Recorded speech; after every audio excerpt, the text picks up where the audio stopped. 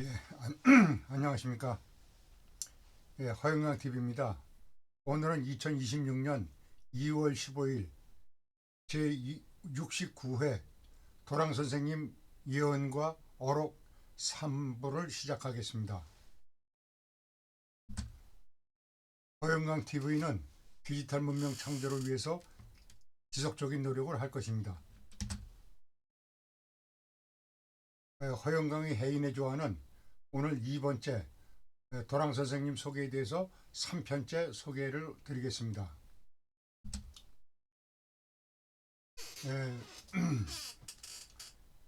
우리 그 해방 전국에서 그 조소왕 선생님이 계셨습니다. 이분이 조소왕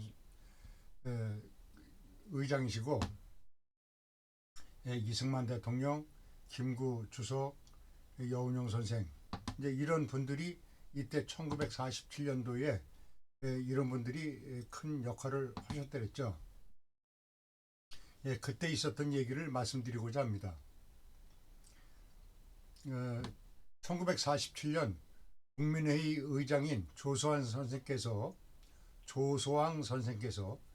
도랑 선생님을 천자로 모시겠다는 연락을 해와서 당시 우주점조님의 제자이신 허웅구 선생님, 이분은 그 해운대여고 교장을 역임하신 분입니다. 그래서 서울에 가셔서 조소왕 선생님을 만나 의견을 청취한 후 돌아오셔서 그 말씀을 도랑 선생님께 말씀을 드렸습니다. 그랬더니 도랑 선생께서는 정치에는 참여하지 않겠다고 하셔서 조소왕 선생의 제안은 무산되었습니다. 조소왕 선생은 1887년생으로 파주에서 출생하셨고 독립운동가 겸 정치가로서 김구등과 시사 책 진회를 결성하고 한국 독립당을 창당했습니다. 또 한국 광복 전선 결성에 한국 독립당 대표로 참가했습니다. 제2대 국회의원에 출마하여 전국 최고 득점으로 당선되었으나 6.25 전쟁 때 납북되었습니다. 주요 저서에는 한국 문헌과 소왕집 등이 있습니다. 이때 당시에 명멸하셨던 분들이 이승만 박사, 김구 선생, 여운형 선생, 조소왕 형제, 이런 분들께서 정치적인 역할을 당시 하셨더랬습니다. 다음은 박정희 대통령에 대한 얘기를 말씀드리겠습니다. 박정희 장군은 조화주의에 대한 얘기를 들으시고 참 좋은 제도인데 아직은 아니구나, 이르구나 라고 말씀하셨다고 합니다. 그러면 그게 무슨 얘기인지 한번 얘기를 나눠보도록 하겠습니다. 1961년 5.16 군사혁명 이후 항공법 1호 사건이 발생했습니다. 이 사건은 민족일보가 북한을 찬양 고무했다는 이유로 사장 조용규, 감사 안신규 등이 혁명 군사재판으로부터 재판을 받아서 민족일보는 폐간이 됐고 조용규, 안신규 이분은 사형이 언도되었는데 안신규는 석방이 됐고 조용규 사장은 사형이 집행됐습니다. 여기에 대한 얘기를 말씀드리겠습니다. 안신규는 공산주의자가 아니고 당시 우주점조님의 변호사였던 강대양 변호사, 대한민국 해병대 창설 법무관을 역임하신 분입니다. 그리고 박정희 장군과는 절친 관계에 있었다고 하십니다. 나이도 동갑이시고, 그리고 이 도랑 선생님을 강대양 변호사님이 스승으로 모시고 활동을 하셨다랬습니다. 도랑 선생님보다 강대양 변호사가 한 살이 위십니다. 강대양 변호사는 1917년생이고 이 어른은 18년생이십니다. 그러나 항상 깍듯이 스승님으로 모셨습니다. 도랑 스승님의 학설을 따르던 사람이었는데 조화주의가 공산주의로 오해되어 방공법 위반으로 사형을 선고받은 것이었습니다. 이때 강대영 변호사가 박정희 의장을 찾아가 안신규가 가진 조화주의 사상과 철학을 설명하면서 조화주의를 설명하니 박정희 의장은 참으로 좋은 학설인데 아직은 때가 아니구나, 아쉽다라고 하시면서 아쉬워했고, 이후 우선 산업화부터 일으켜 경제를 부흥시킨 후에 조화도가 된다고 말씀하셨습니다. 이때 강대양 변호사의 변론으로 안신규는 사형에서 감형되어 무기징역을 10여 년 살다가 출소하였습니다. 그리고 1993년에 돌아가셔서 출소하시고도 한 20여 년을 더 사시다가 돌아가셨죠. 이 이후 박정희 대통령은 조화도 학설을 참조하여 새마을 운동을 하셨고, 수리문자를 참조해 주민등록 번호 체계를 처음으로 만드셨습니다. 조화도 정신이 한국의 극적 발전시키는데 계기가 되었던 것이죠. 이 주민등록증이 바로 히딩크의 주민등록증인데, 이렇게 주민등록 번호가 생기는 바람에 한국이 디지털화를 하고 전선화를 하는데 큰 역할을 이게 하게 됐죠. 이만큼 우리 도랑 선생께서 이러한 역할을 해 주셨던 겁니다. 그리고 박정희 대통령은 당시 새마을 운동을 주창해서 대한민국의 일대 대변혁을 시켰습니다.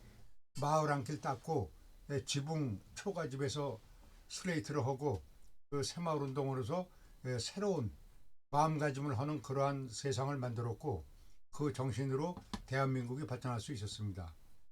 처음엔 이 미국에서 이 박정희 의장에 대해서 굉장히 불편하고 부정적인 시각이 많았었는데, 이러한 활동으로 인해서 미국에서도 박정희를 인정하고 대통령으로 인정을 해서 그 다음에 미국과 잘 지내게 됐다는 얘기도 있습니다.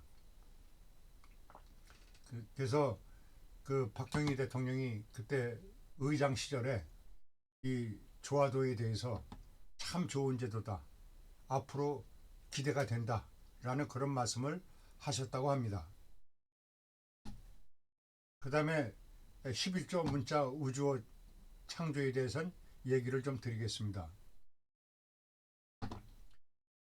도랑 선생, 우주점정께서는 우리 인류가 공용으로 쓰고 있는 아라비아 숫자를 이용해서 과거 자메노프 박사가 창조한 에스퍼란토보다 뛰어난 11조화 문자 우주어 수리 문자를 창조하셨습니다. 이 자메노프 박사가 만든 이 에스퍼란토는 이렇게 알파벳으로 되어 있어가지고 알파벳이나 별로 다를 바가 없어서 성공을 못했습니다. 근데 앞으로 디지털 시대에는 이 수리 문자로 된 11조 문자가 전 세계를 하나로 묶는 그런 결과가 있을 것입니다. 스승께서는 어려서부터 지구상의 모든 국가와 민족마다 언어와 문자가 다르므로 오는 모든 불편을 제거하고 언어 문자 소통을 위해 세계 통일의 필요성을 인지하시고 새로운 언어 문자를 만들기 위해 고심 노력하시다가 가장 합리적이고 간이한 언어 문자로서 인류 모두가 이해와 판단력으로 자연 공지라는 것은 모두가 한꺼번에 알 수 있다는 뜻입니다. 할 수 있는 세계 통일어를 창조하시어 인류 역사상 가장 위대한 난제를 해결하셨습니다. 이 12조 문자는 세계 각국 문자의 비교표와 같이 장점이 있을 뿐 아니라 현 각종 원시적인 교육 방법을 일대 쇄신시켜 이해로서 전 인류를 무불통지케 할 수 있으므로 유사일에 가장 과학적이며 합리적인 언어 문자를 창제하심으로써 미래 인류 문화에 찬란한 빛을 가져왔습니다. 여기서 보시는 바와 같이 여기 0, 1, 2, 3 이렇게 있죠. 그러면 이걸 그 발음으로 읽자면 으그 느르 무드 부스 주추 이렇게 언어가 형성이 됩니다. 그리고 그 이 숫자 앞에 이게 점을 찍으면 된 소리가 됩니다. 흐, 크, 으, 어, 프, 트 이렇게 방송이 됩니다. 그래서 우리 스승께서는 5.16 군사혁명 당시에 이 11점 문자 우조를 세상에 펴내시기도 했습니다. 그리고 이거를 이 3.1당에서 이것을 발표하셨습니다. 이분이 도랑 스승님 40대 사진인데 이때 그 3.1당에서 이 내용을 11조 문자 우조를 발표하셨습니다. 이때 스승님 옆에 서 계시는 이분이 바로 강대양 변호사이십니다. 이분은 경남 진해 출신이신데 상당히 인텔이셨습니다. 그리고 그 종로에 변호사 사무실을 가지고 계셨습니다. 그때 당시에. 그래서 이분인 변호사 사무실에 우리 스승님께서 자주 가셨다고 합니다. 이때 그 11점 문자 우조를 발표함으로써 이것이 한국일보 등 여러 신문에서 이때 그 언론 기사가 나간 적이 있었습니다. 전 시간에 그 기사를 한번 실어 올린 적이 있었죠. 그래서 오늘은 오늘은 3회 방송으로서 그 우주 점주님의 일대기의 약간의 그 언급을 올려드렸습니다. 그리고 내일은 그 4부로서 또 다른 내용으로 또 방송을 올리도록 하겠습니다. 허영강 TV였습니다. 시청해 주셔서 감사합니다.